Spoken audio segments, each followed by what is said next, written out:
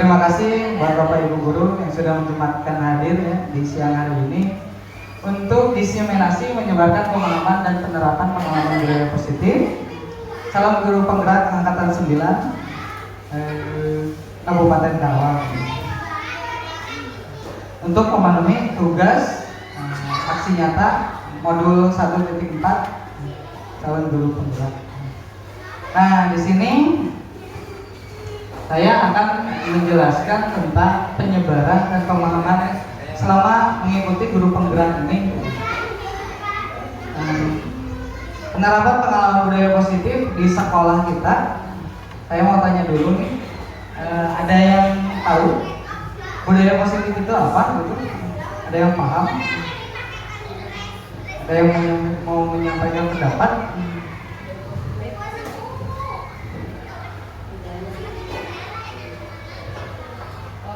Contohnya apa gimana? Ya, contohnya tata krama gitu. tata krama, betul. Ada lagi?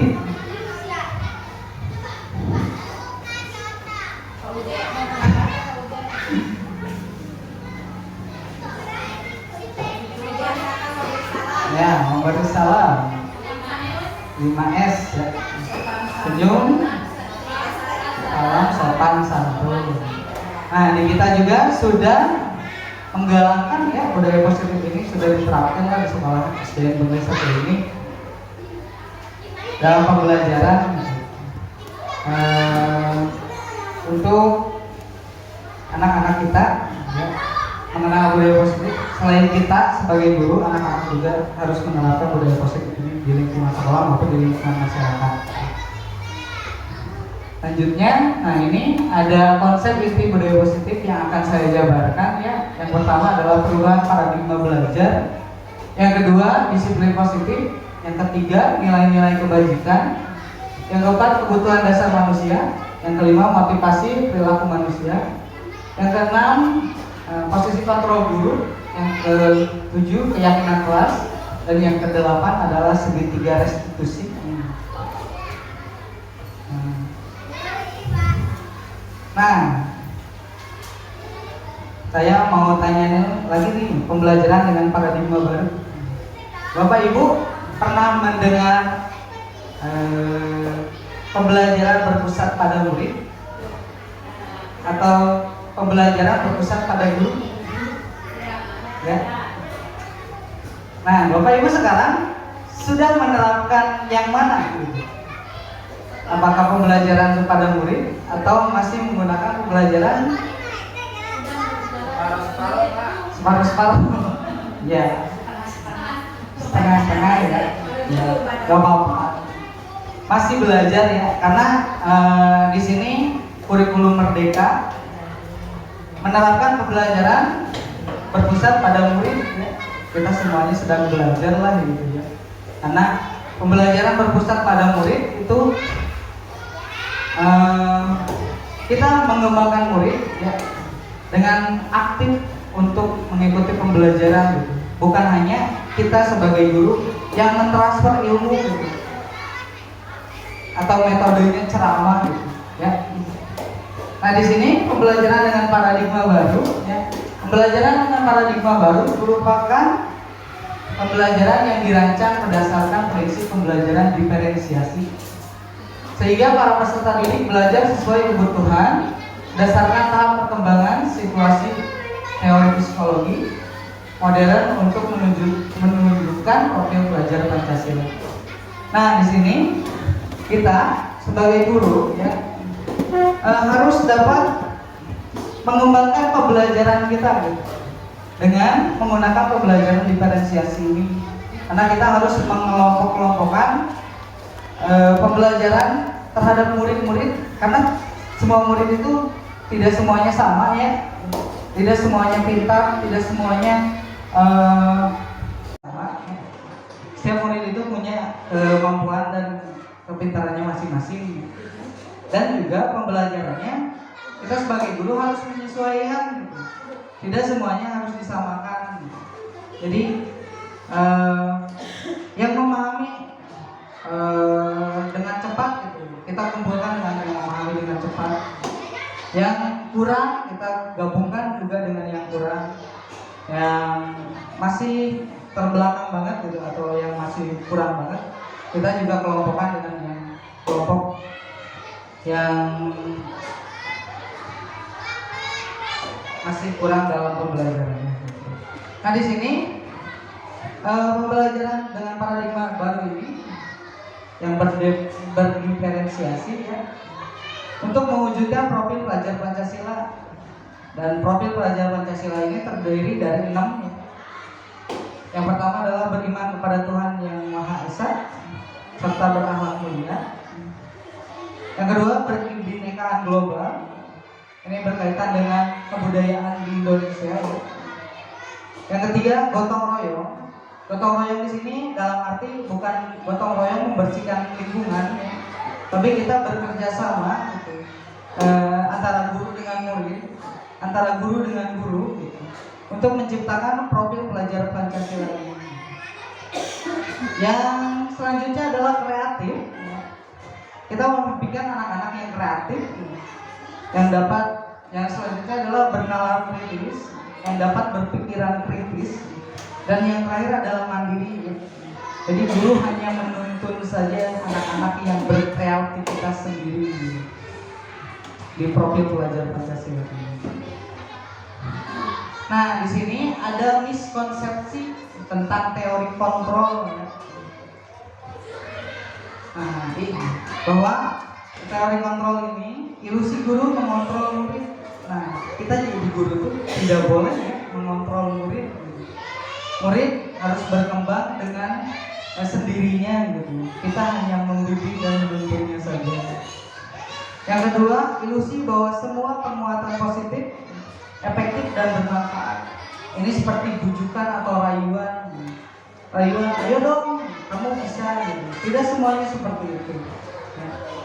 Selanjutnya adalah ilusi bahwa kritik dan membuat rasa bersalah mampu menguatkan karakter. Nah, di sini membuat memaksa tidak diperbolehkan juga ya dalam teori kontrol ini, bahwa orang dewasa itu bisa memaksa gitu, bahwa kamu harus bisa ini gitu. Tidak boleh di pendidikan profil pelajar Pancasila ini. Kita membimbing murid dengan kemampuannya sendiri gitu, tapi dengan tujuan yang sama untuk dapat mewujudkan profil pelajar Pancasila. Selanjutnya adalah mengubah paradigma stimulus respon itu pendekatan teori kontrol. Nah, kalau stimulus respon, realitas kebutuhan kita sama, tetapi kalau di teori kontrol, realitas kebutuhan kita berbeda. Di stimulus respon, tapi di teori kontrol, setiap orang memiliki gambaran yang berbeda. Pandangan setiap murid itu pasti berbeda, gitu. Ya, tidak mungkin sama. Gitu. Jadi si A penggambarannya A, si B penggambarannya dengan yang B. Selanjutnya adalah kita mencoba mengubah orang agar berpandangan sama dengan kita di stimulus respon. Tapi di teori kontrol kita berusaha memahami pandangan orang lain tentang dirinya. Jadi kita yang harus memahami pandangan orang. Tidak boleh kita yang mengubah pandangan orang dan harus sama dengan kita. Selanjutnya adalah perilaku buruk dilihat sebagai suatu kesalahan. Di teori kontrol hanya Anda yang bisa mengontrol diri Anda sendiri. Ini kita yang bisa mengontrol diri kita sendiri gitu ya. Tidak boleh orang lain yang mengontrol kita. Ini selanjutnya adalah saya bisa mengontrol orang lain, Anda tidak bisa mengontrol orang lain. Jadi kita tidak boleh ya mengontrol orang lain maupun itu murid gitu. Jadi kalau ada gambarnya mungkin ada ya yang guru mencetak muridnya harus kotak semua gitu. Padahal sebenarnya tidak boleh. Jadi murid harus berkembang dengan kemampuannya sendiri. Selanjutnya adalah pemaksaan pada saat bujukan gagal. Jadi dipaksa setelah pembujukan yang gagal. Seharusnya kolaborasi dan konsekuensi menciptakan pilihan-pilihan baru. Jadi harus berkolaborasi gitu. Kita harus menanyakan dulu gitu kepada murid gitu. Selanjutnya adalah model berpikir menang dan kalah. Di teori kontrol mau model berpikir menang. Pernah mendengar win-win solution? Ya. Nah, di sini kita harus berpikiran gitu bahwa tidak harus kita yang menang atau kita yang kalah gitu. Ya, semuanya harus menang ya. Nah, selanjutnya disiplin positif ya. Disiplin positif berasal dari kata disiplin yang artinya belajar. Yang kita tahu disiplin itu sebenarnya aturan ya, yang kita tahu aturan untuk mematuhi aturan di sekolah. Sebenarnya disiplin ini berasal dari kata disiplin yang artinya belajar. Disiplin mengacu pada disiplin diri yang memiliki tanggung jawab terhadap apa yang dilakukan berdasarkan nilai-nilai yang diyakini. Nah, disiplin positif merupakan salah satu cara penerapan disiplin yang bertujuan untuk menumbuhkan kesadaran serta memberdayakan peserta didik tanpa imbalan penghargaan, reward, ya, ancaman atau hukuman. Jadi disiplin positif ini tidak memperbolehkan ya kita mengasih anak imbalan, terus ancaman atau hukuman. Sebagai pendidik, tujuan kita adalah menciptakan peserta didik yang memiliki disiplin diri sehingga mereka berperilaku mengacu kepada nilai-nilai kebajikan universal dan memiliki motivasi intrinsik dalam perubahan perilaku ke arah yang lebih baik. Nah, di sini nilai-nilai kebajikan, nilai yang disepakati bersama terlepas dari suku bangsa, agama, bahasa maupun latar belakangnya. Saya mengambil 3 nilai-nilai kebajikan. Yang pertama dari profil pelajar Pancasila ya, beriman bertakwa pada Tuhan, yang 6 tadi, yang Maha Esa, berakhlak mulia, berkebinekaan global, gotong royong, mandiri, kreatif, dan bernalar kritis. Yang kedua adalah di IBO Primary Years Program. Sini nilai-nilai kebajikannya: toleransi, rasa hormat, integritas, mandiri, menghargai, antusias, empati, keingin-tahunan, kreativitas, kerjasama, dan percaya diri, dan komitmen. Yang ketiga adalah keterampilan hidup atau lifestyle skill. Dapat dipercaya, lurus hati, pendengar yang aktif, tidak merendahkan orang lain, dan memberikan yang terbaik dari diri.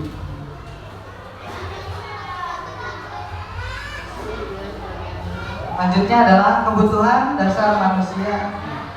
Kebutuhan dasar manusia adalah segala sesuatu yang kita lakukan untuk mendapat apa yang kita inginkan. Seluruh tindakan yang kita lakukan memiliki tujuan tertentu dan semua usaha terbaik yang kita lakukan adalah dalam rangka agar kebutuhan dasar kita terpenuhi dengan baik. Jadi kalau ada salah satu kebutuhan dari anak yang kurang ya, di rumah atau di sekolah atau dalam hal apapun gitu, dia akan melampiaskannya dengan perilaku dia yang kurang baik. Seperti yang selanjutnya di sini ada 5 kebutuhan dasar manusia. Ya, yang pertama adalah bertahan hidup, kasih sayang dan rasa diterima, penguasaan, kebebasan, dan kesenangan. Nah, yang bertahan hidup ini makanan, pakaian, tempat tinggal, keamanan, dan kesehatan. Nah, yang bertahan hidup ini, kalau salah satunya ada yang kurang, mereka pasti akan berperilaku dengan tidak baik gitu. Seperti pakaiannya yang kurang baik gitu, atau tempat tinggalnya, keamanannya, atau juga kesehatannya. Pernah melihat seorang murid yang di kelas tuh ngantuk banget gitu. Ngantuk, terus ada yang tidur juga, ada yang nangis gak mau belajar gitu. Nah, kita tuh harus tanyakan gitu kepada murid tersebut, kenapa dia mengantuk di kelas gitu. Apakah ada yang kurang di rumahnya gitu. Apakah dia begadang pas malamnya atau bagaimana. Yang kedua adalah kasih sayang dan rasa diterima. Rasa diterima, dipedulikan, berbagi, bekerja sama menjadi bagian dalam kelompok. Nah, di sini ada juga kan anak yang aktif banget gitu ya. Ada yang pengen diperhatiin banget. Nah, dia tuh pengen dapat kasih sayang dan rasa diterima di kelas gitu, oleh kita gurunya gitu, ya. Mungkin di rumahnya tidak diperlakukan seperti itu atau seperti apa. Yang ketiga, penguasaan, harga diri, keinginan untuk dianggap pemimpin, berprestasi, diakui dan didengar. Ini juga sama, ya. Jadi ada anak yang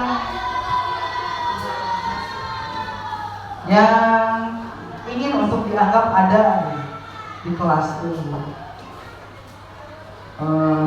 Dia ingin mendapat prestasi juga. Selanjutnya adalah kebebasan, mandiri, memiliki pilihan, mencoba hal baru, mampu mengendalikan arah dirinya. Nah, kita guru harus membebaskan ya anak gitu. Kalau tertawa di kelas gitu, jangan dilarang. Jadi mereka harus mempunyai kebebasan yang mereka miliki sendiri. Kita tidak boleh mencabut kebebasan itu. Nah, kesenangan, bermain, humor, antusiasme, dan tertawa. Nah, kita dalam belajar jangan serius-serius banget ya. Kalau sekarang gitu, harus ada pembelajaran dengan permainan, gitu. Belajar sambil bermain atau bermain sambil belajar. Terus ada humornya sedikit juga untuk mencairkan suasana agar lebih akrab juga terhadap siswa-siswa di kelas kita. Selanjutnya adalah motivasi perilaku manusia. Nah, motivasi itu ada dua, ada motivasi ekstrinsik sama ada motivasi intrinsik. Nah, motivasi ekstrinsik untuk menghindari ketidaknyamanan atau hukuman, atau juga untuk mendapatkan imbalan atau penghargaan dari orang lain. Nah, motivasi intrinsik ini bisa dikaitkan kalau kita menggunakan sepeda motor nih. Ya, kalau kita menggunakan sepeda motor, apa sih yang dipakai? Helm, ya. Nah, kita menggunakan helm itu untuk apa? Untuk menghindari polisi, atau untuk kesadaran kita sendiri, gitu. Untuk keselamatan. Nah, di sini ya, motivasi ekstrinsik itu berlaku di sini. Kita menghindari hukuman dari polisi, apa kita menjaga keselamatan kita itu dengan menggunakan helm. Nah, kalau motivasi intrinsik untuk menjadi orang yang mereka inginkan dan menghargai diri sendiri dengan nilai-nilai yang mereka percaya. Nah, di sini nilai dari yang tadi cerita sepeda motor itu, ya kita keinginan kita untuk keselamatan gitu, bukan untuk menghindari adanya tilang atau apa gitu ya. Kesadaran sendiri, kesadaran diri sendiri, motivasi itu. Selanjutnya, di sini ada mungkin hukuman dan konsekuensi sudah pernah dengar, tapi restitusi sudah pernah dengar juga apa belum?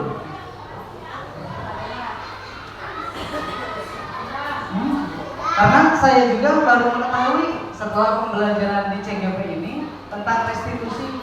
Kalau hukuman mah kan kita hampir pernah lah gitu ya menghukum murid gitu. Atau konsekuensi yang aturan di sekolah yang ada konsekuensinya gitu. Misalkan kamu telat, kamu harus membersihkan halaman sekolah gitu. Itu konsekuensi. Kalau restitusi ini berbeda.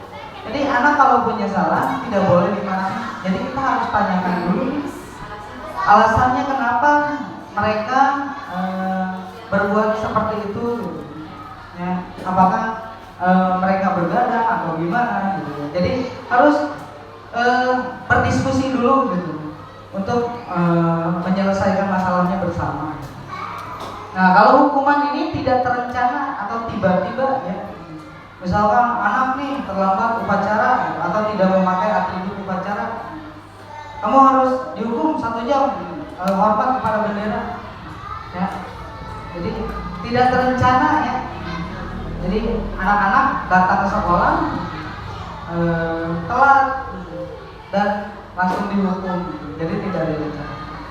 Nah, murid tidak tahu apa yang terjadi dan tidak dilibatkan. Nah, dalam hal ini hukumannya hanya kita saja gitu sebagai guru ya, yang langsung menghukum anak tersebut gitu. Anak tidak dilibatkan dalam proses pembuatan hukuman tersebut. Nah, bersifat satu arah ya, dan berupa hukuman fisik dan psikis. Hukuman fisik seperti ya berlari, terus hormat, skot jam dan lain sebagainya. Kalau psikis mungkin omongan kita yang pedas gitu ya. Karena kita tidak tahu ya, hati anak itu berbeda-beda. Ada yang menerima bodo amat. Ada juga yang sampai saat ini gitu, dari SD kita dihukum sampai saat ini kita masih ingat. Nah itu juga sudah kena psikisnya gitu, kena hukuman tersebut. Jadi tidak diperbolehkan.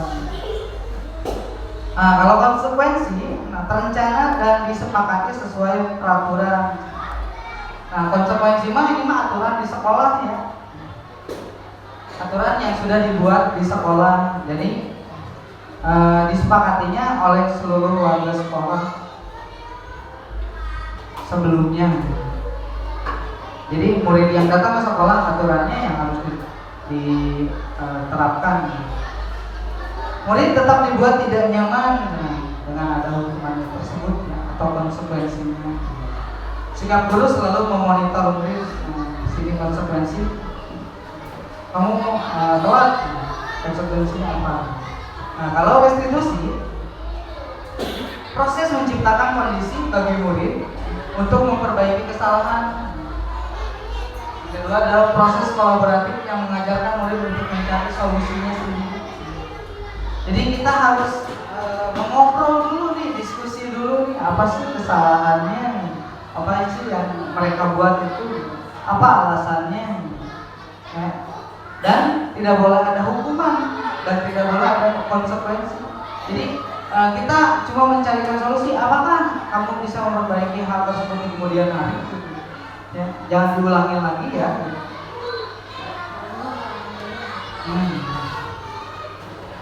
Selanjutnya, nah di sini ada 5 posisi kontrol guru ya. Yang pertama adalah penghukum, yang kedua adalah pembuat merasa bersalah, yang ketiga adalah teman, yang keempat adalah pemantau, yang kelima adalah manajer. Nah, mau tanya lagi, sekarang Bapak Ibu sedang menggunakan posisi kontrol guru yang mana?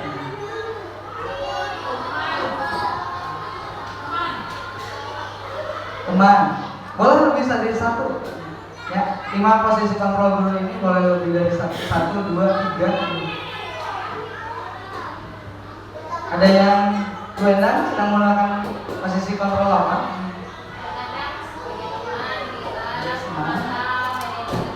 Manajer juga bagus ya.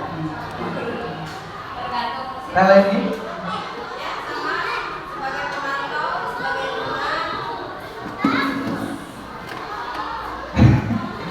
Pak Devi di kelas menggunakan posisi kontrol apa? Sebagai teman. Sebagai teman. Oke teman-teman.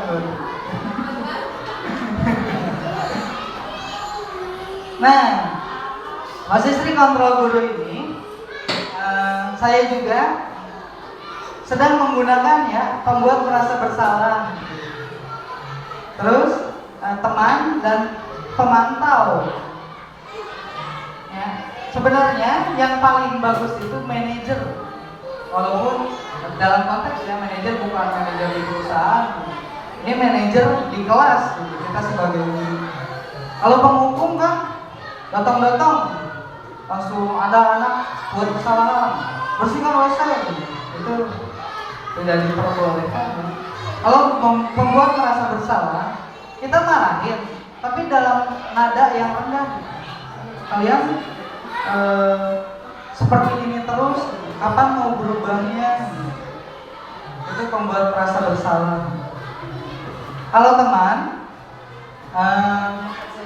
yuk tolongin ibu dong, kamu harus mengerjakan tugas ini biar kamu dapat nilai.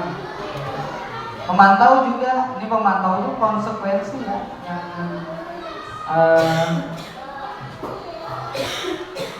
kalau kita menghukum ada konsekuensinya.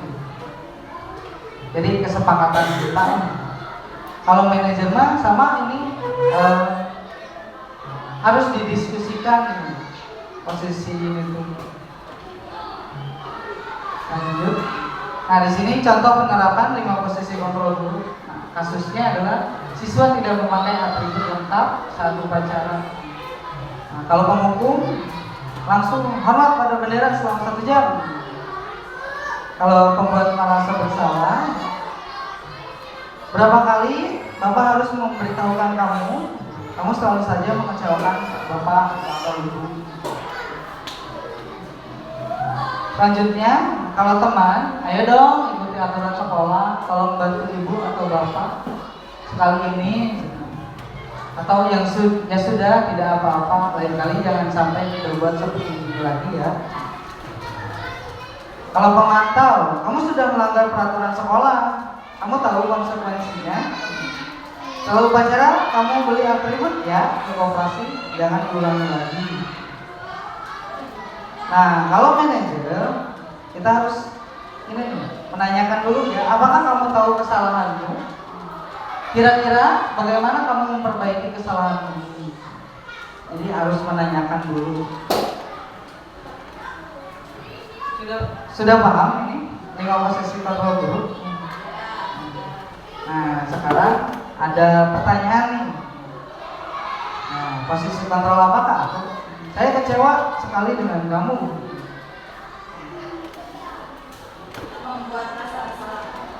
Membuat rasa bersalah.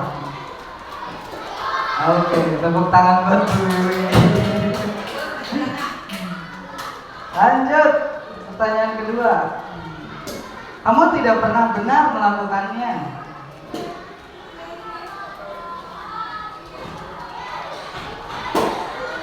Amat ini.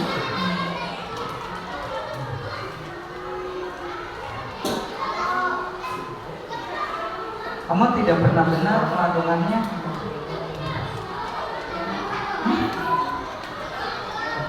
Memantau atau penghukum. Memantau atau penghukum. Dia soalnya langsung menyalahkan.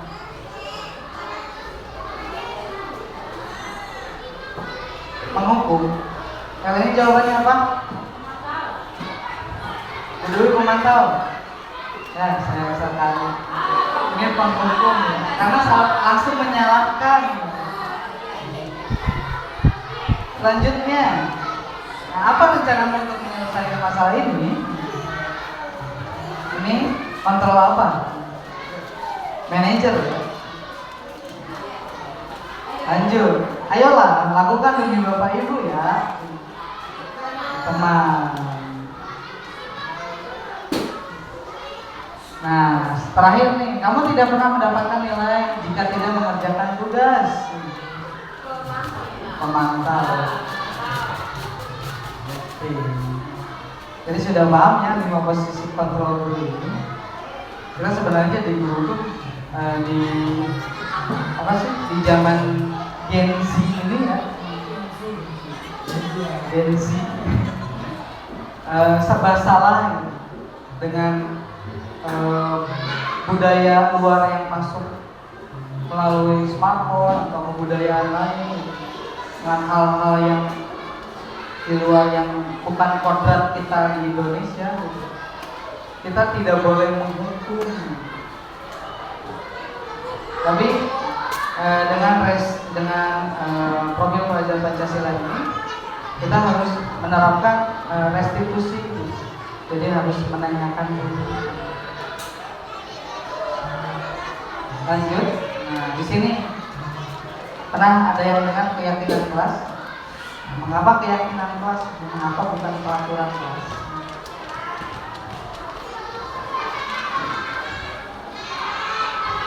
Ada yang pernah dengar?